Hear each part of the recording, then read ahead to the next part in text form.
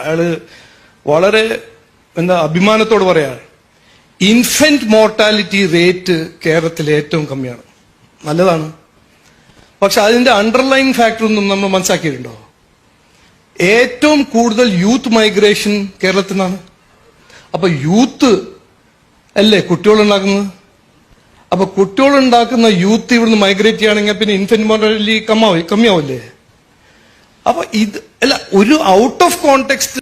ഇവിടെ ചന്ദ്രശേഖർജിക്ക് അല്ലല്ലോ പെശക് പറ്റിയത്, ചോദിച്ചാക്കല്ലേ.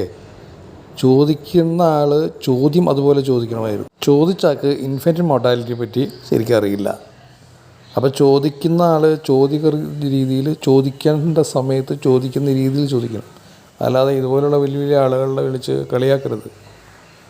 അദ്ദേഹം പറഞ്ഞ ഒരു വിത്തുകാളയുടെ ഒരു ഇതാണ് അദ്ദേഹം പറഞ്ഞത്. അതായത് ഇവിടെ വിത്തുകാളായിട്ടുള്ള പിള്ളേർ, അതായത് അവർക്കുള്ള ഉൽപ്പാദനശേഷി കൂടുതൽ, അവരൊക്കെ പോയി കഴിഞ്ഞാൽ എങ്ങനെ ഉൽപ്പാദനം ഉണ്ടാകുമെന്ന് അദ്ദേഹം പറഞ്ഞത്.